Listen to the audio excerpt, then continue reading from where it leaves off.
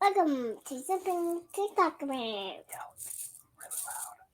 Welcome to something to talk about. Hi, welcome to Something to Talk About. My name is Taco, and I'm here to talk about the 7th episode of the 2nd season of House of the Dragon. If you don't know what I do here, I just kind of go a little ham, yell some nerdy stuff at the camera. No editing, but I do have these slides I follow, and yeah, so I'm gonna tell you guys everything about the episode, and then differences. I actually got 2 slides of differences this time. I went a little all out. Spoilers for this episode. This is a spoiler review. I will be giving away everything in the episode. I will not spoil past this, nor will I spoil past stuff or the stuff after it in the book. I'm just differences where it's at in the timeline. I think, but okay, there you guys go. You still here? Let's go. How you guys doing, man? Good morning. A walk on the beach. That's how we start this episode. We start off with Rhaenyra giving Adam a dose of that queen face on the beach. Yeah, she does that I can't do it. Emma Darcy, they're a way better actor than I am. Yeah, queen face. Yeah, really right where the last episode ended, this one's Rhaenyra's oh, somebody's flying sea smoke, and then this episode starts with her hey, why are you flying sea smoke? All right. They stand apart with their dragons behind them, kind of like an old West standoff. It's kind of cool. She questions him, and he says that he didn't mean to. I didn't mean to. He then bows to her, swearing his sword, although he doesn't have a sword. She questions his loyalty and heritage. He introduces himself, but not as a bastard, not specifically as Corley's bastard. He doesn't say that part. She excitedly invites him to Dragonstone. Yeah, when she's like, "Can you fly to Dragonstone?" Then she gets all happy. It's like a complete character switch. It was really funny. It's pretty adorable. Yeah. Where was I? Now to the other queen. Alicent gets her wound cleaned, and we see a rat. Maybe they shouldn't have killed all the rat catchers. Yeah, it's the same cut that she gave Rhaenyra in season 1, and Orwell's cleaning it, and she's like, nothing's clean. It's symbolism. Some of that stuff. Now we get to see the Clubfoot and Ironrod looking down on white cloaks that are being sent to the wall. Yeah. And they're also just, those white cloaks are straight up getting blamed for the riot. The riot was because people are hungry. They were yelling for food. But,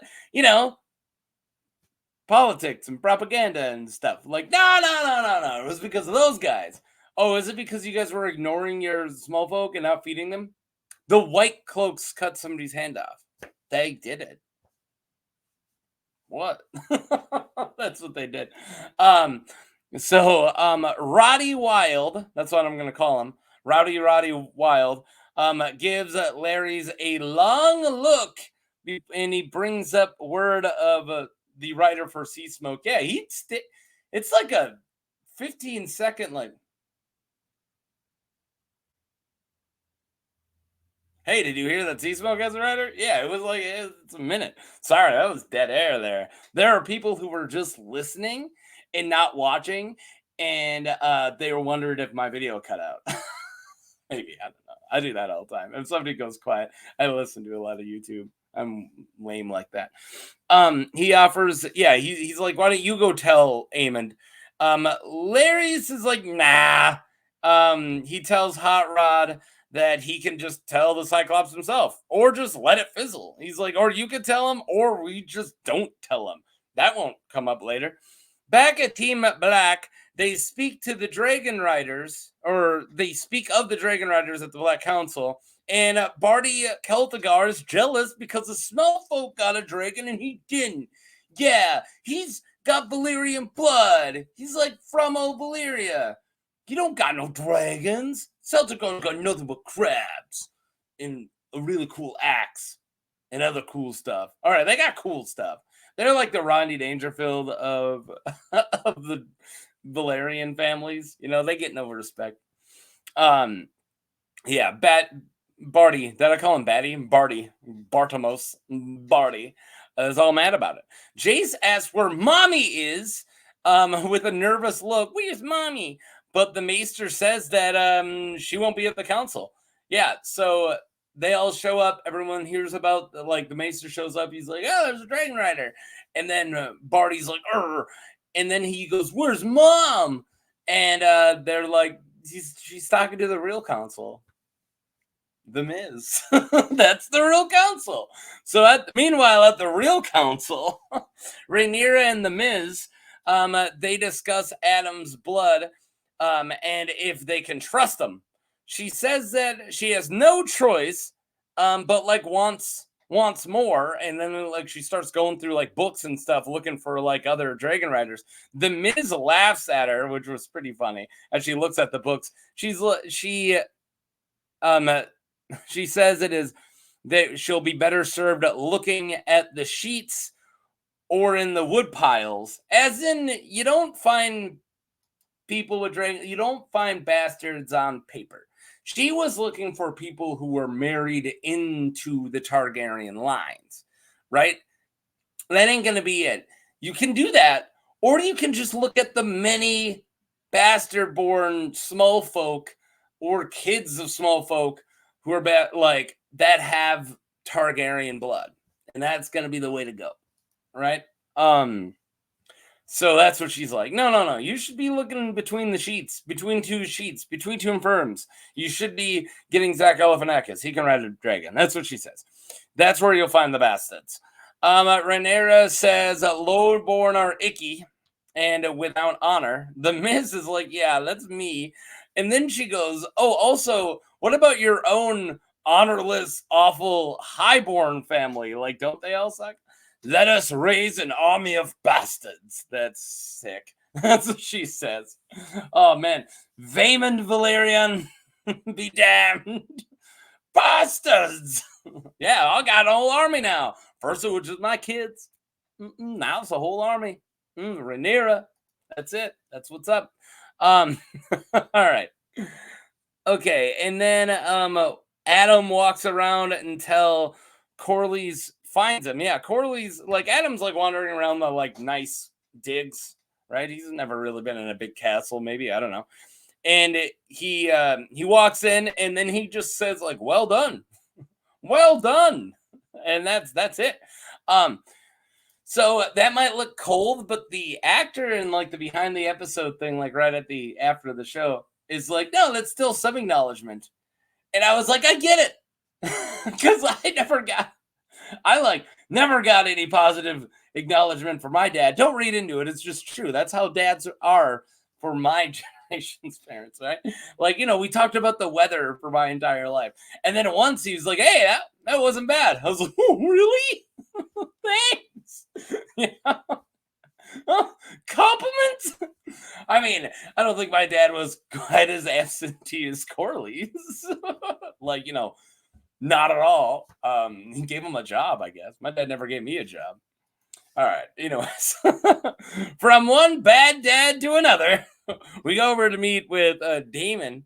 Daemon meets with Oscar, as an Oscar the Grouch, who's the new grouchy lord of the Riverrun, Lord Paramount of the Riverlands. You guys not paying attention? Yeah, that's what's going on.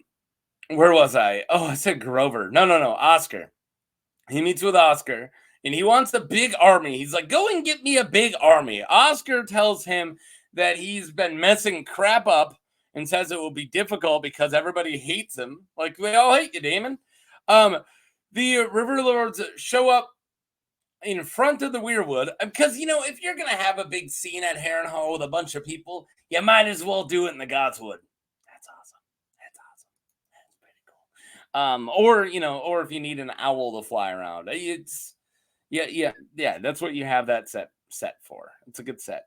Where was I? So they all meet in the Godswood in front of the huge weirwood. He introduces them to the new Lord of the Riverlands. He's like, hey, this is Oscar, and he's now in charge.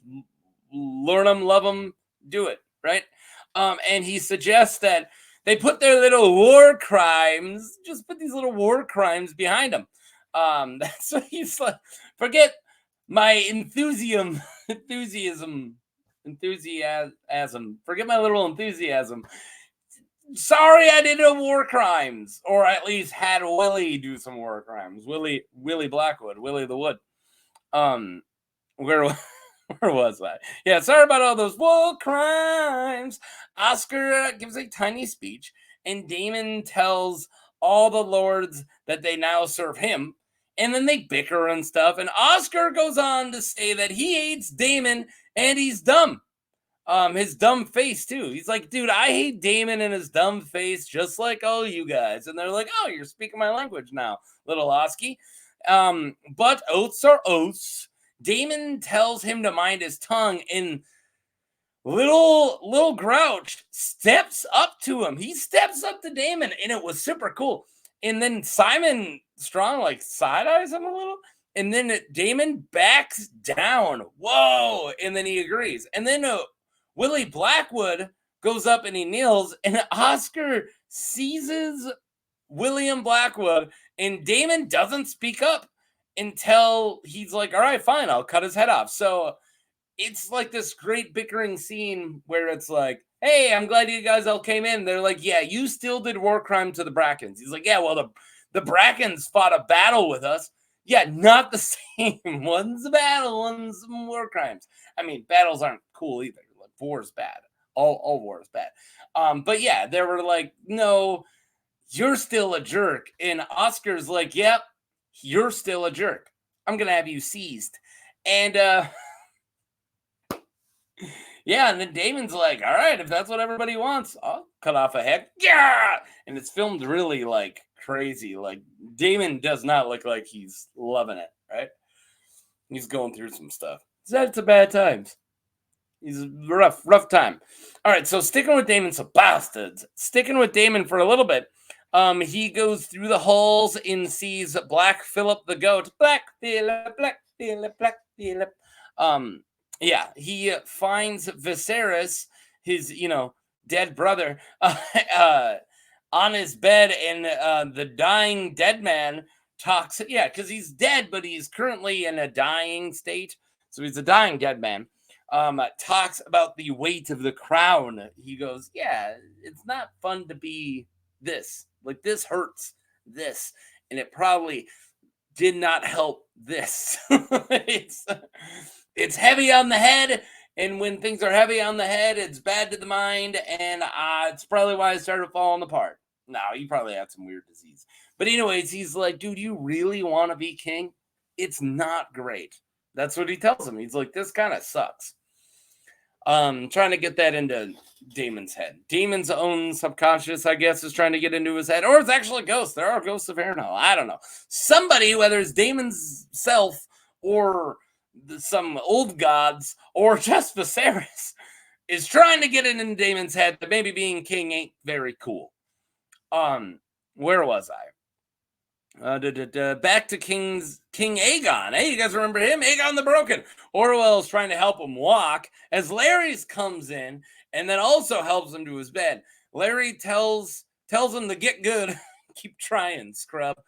He's like, yeah, we'll walk better. Yeah, and then Corlys visits his favorite bastard, and he says a lot more than just well done this time, and tells Alan about Adam. They speak of, oh God, look at all these typos, man. It's classic me. They speak of blood and their mom. He's like, I'm not sure what your mom's blood is, but apparently she had some dragon riding stuff because I never rode a dragon. Alan claims he is happy with his boats. He's like, do you want to get a dragon? He goes, no, I'd rather just be on my boat. He's got my boat.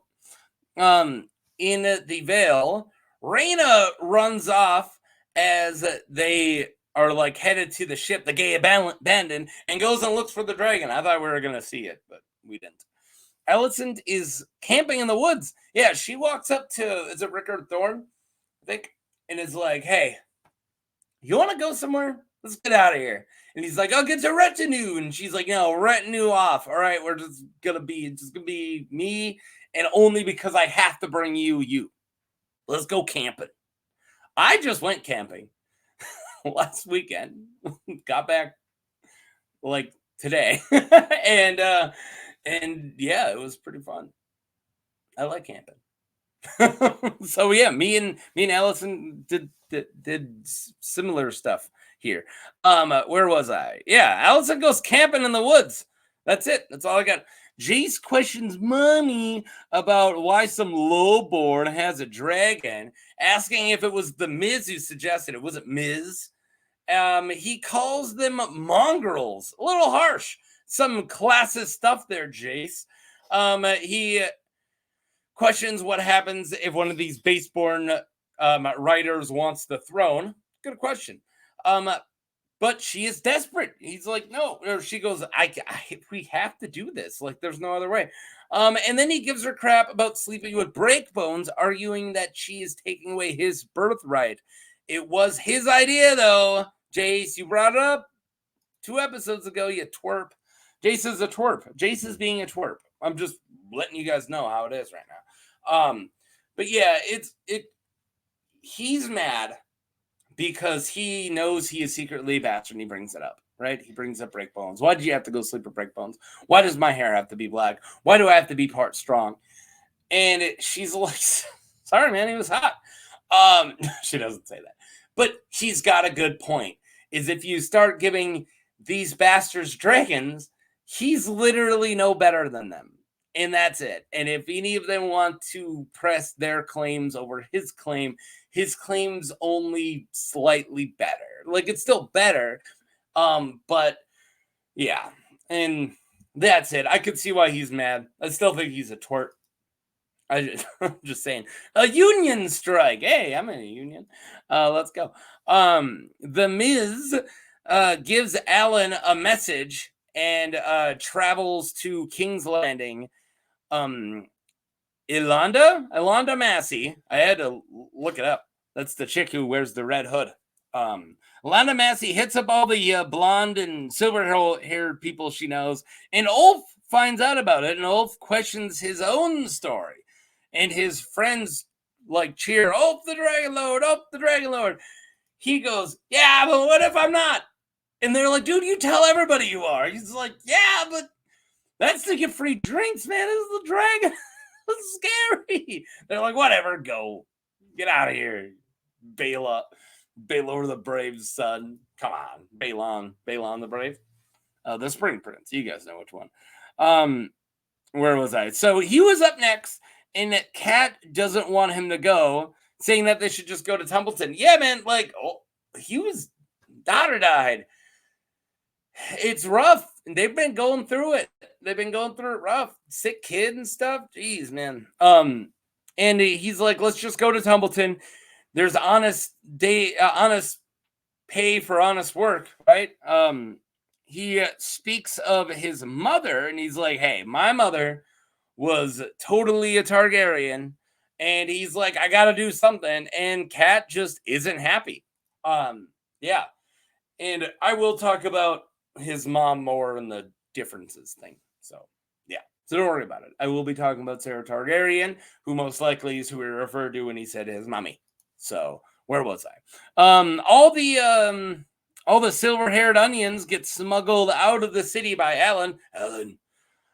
If I make a Jurassic Park 3 raptor saying Alan reference, is anyone going to get that? In one of the Jurassic Parks, Alan Grant, totally has a daydream where a raptor is next to him who was his buddy, and he uses his buddy's voice and he goes, Alan. I didn't make that up. And every time I see Alan, or whenever I talk about Alan of Hall, I go, Alan. I think of the Velociraptor.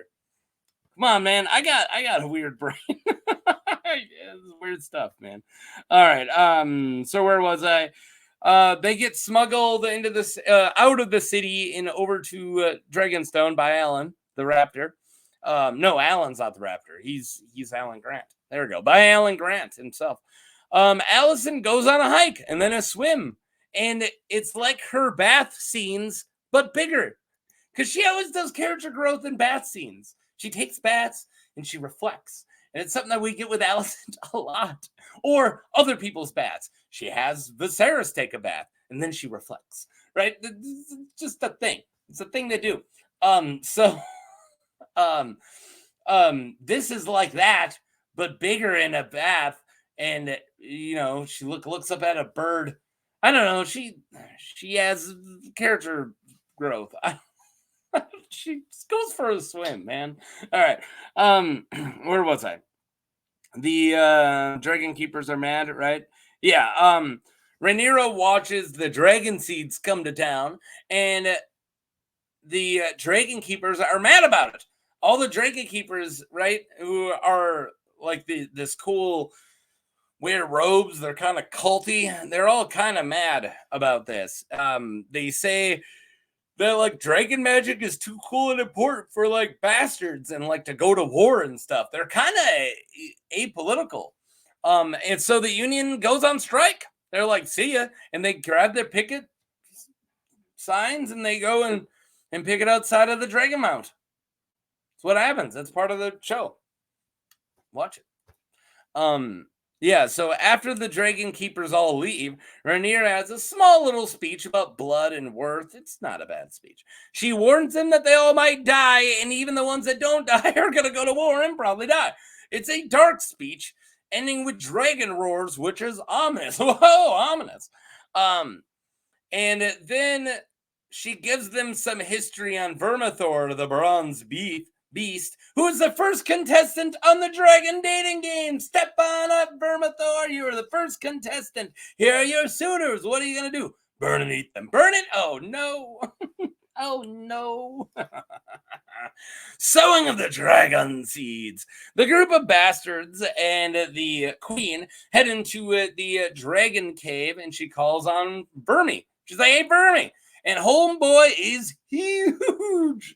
Like, yeah, no, Vermithor looks wicked huge with his cool, like, elongated head. And, yeah, no, he's great. He is old and grumpy, and she tells him to be cool, honey bunny. She's like, be cool, be chill. And then she goes and touches his nose and calms her down. That has to be some Morgan stuff, right? Like, she does some Morgan. It's not her dragon. I know that. I know that her dragon's Cyrax. But, like, man, it looked like some magic-y stuff going on when she just touches him and he calms down. I don't know. Maybe some Dragon Bondy Morgy stuff. All right, moving on. That's all I gotta say. Some red shirt goes first. Actually, I think it's like Denny's the silver hair. I say his name later. I think that's who that red shirt is. And the queen leaves as the snacks to look out at the dragon. I typed that before it went bad. I just had the feeling because I'm typing as I'm watching. I'm watching, and then I go back and sometimes I fix things. Clearly, I don't. But yeah, like they all look like snacks before he starts getting all hungry. Like they look at him like. Oh, like, oh, look at you. Yum, yum. All right. So yeah, Vermi just starts to roast like everyone and goes full on kaiju on them. And Rhaenyra watches in horror as the moment, yeah, and it was the moment that she knew she fucked up. Like she's like, uh-oh, and that's when she knew. Yeah, no, oops. None of these guys have family, right? Like, this is all cool. All right, no one cares. No one's seeing this, right? We all are gonna pretend it didn't happen, right? Yeah. Ulf runs off deeper into the cave, and then Verms shows off his fury. He's like, want to know why they call me Bronze Fury? Roar! Earning, yeah, so he ate a person who was currently on fire. That was really cool. So that song that Damon played them did jack shit, right?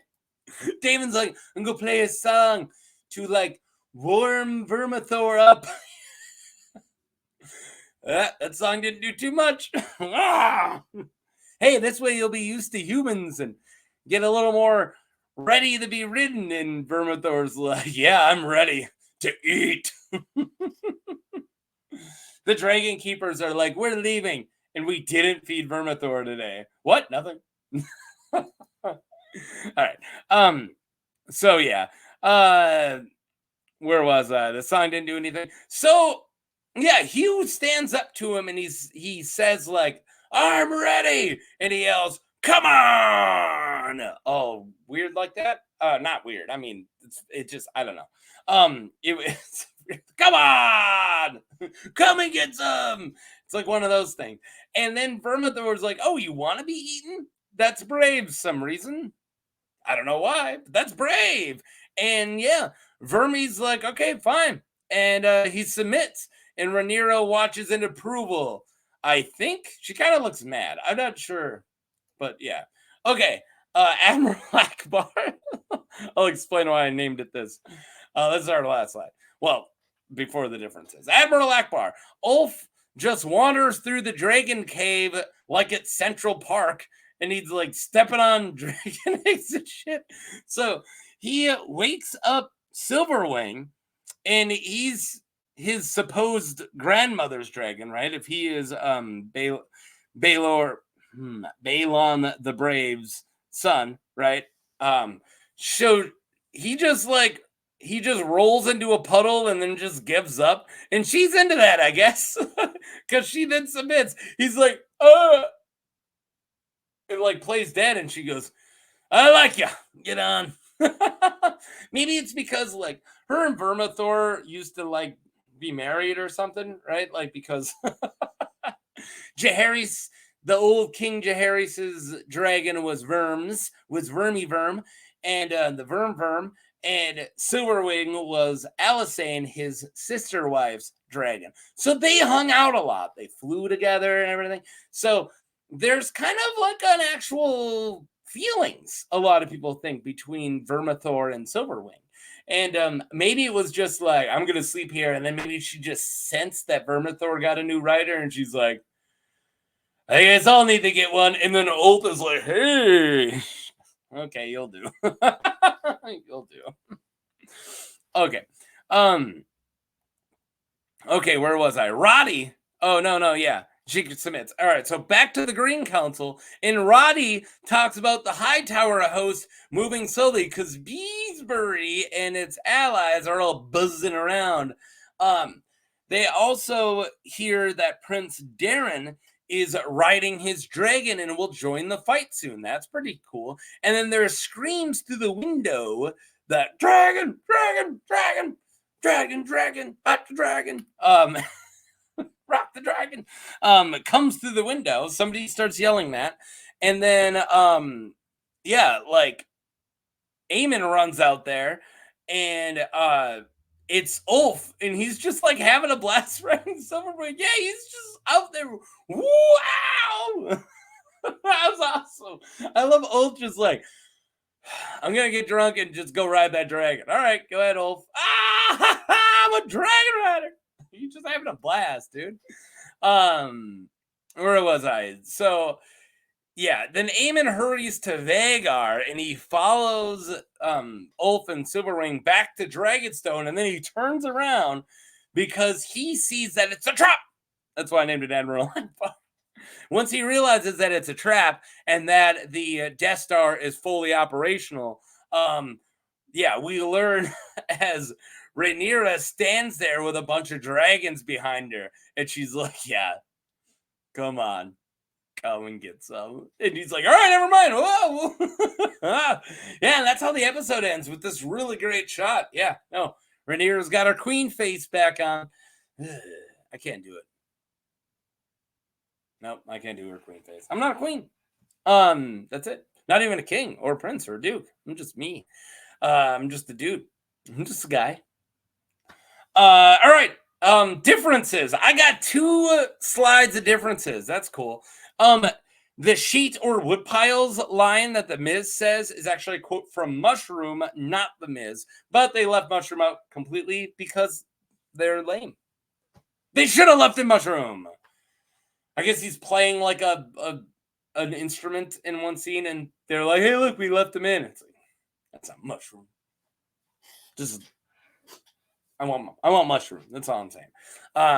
Like I said before, Willem Blackwood was never a character. I've said that in other episodes, so that's always going to get brought up in the differences. And but Damon doesn't need to kill any Blackwood like this. Willem is not the regent for Benjacott. Black Wound is what I said. Blackwood. Allie's Blackwood is Black Allie, and so Alicane Blackwood, Black Allie. I said Alice. No, that's Alice Rivers. Allie, as in Black Allie, is his regent, and he doesn't decapitate Black Allie. So, Homeboy, as in Jace, called the Lord Commander of the Kingsguard the heir to the Dunfort. That's goofy. Of course, they give up the land and their titles when they take the oath. Jace needs to read the books, and also in the books, he's not the heir.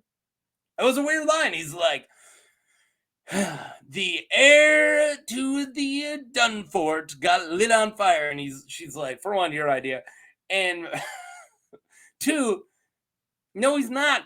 He gave up his titles when he became, I don't know. That was a silly line that they left that in. Either the writers kind of flubbed on that one, or Jace flubbed on that one. You can't be an heir when you are out of the line of succession. All right. Even if he is the oldest son, which I don't know how they changed it in this one, even if he was, that still wouldn't make him the heir because he's out of the line of succession. Right.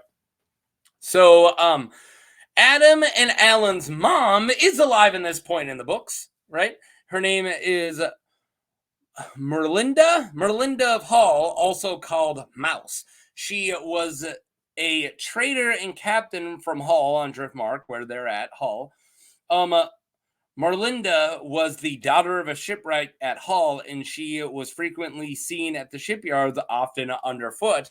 Merlinda was 16 years old when she gave birth to Adam in the book, so Adam's older in 114 AC, and she was barely 18 when she birthed Alan in 115 AC. She refused to name the father of her sons when Jace put up the call to the seeds, and she's the one who pushed Adam and Alan herself. Oh, and they're both blonde. So that's, yeah. They're blonde. Both of them are. I know that Alan's like cutting his hair because his hair grows back blonde, but Adam should be blonde too. But that's it. And that, as if you might be able to do the math, that makes them really aged up as well. So Adam and Alan are very different. And that's okay. I'm just saying, like, the mom, where it's like, oh, we don't know too much about the mom. It's like, in the books, mom's a pretty important character. She ends up, like, kind of running the whole shipyard at one point. Like, yeah. And then last one on this one, Ulf and Hugh are already at Dragonstone in the books. There is no secret plot to smuggle bastards to Dragonstone. They're just there because they live there. That's it. I got just more about the Dragonseeds, essentially. We never hear Hugh's story in the book, so he is Sarah Targaryen's son, I think. So he doesn't say Sarah Targaryen, but it kind of matches up.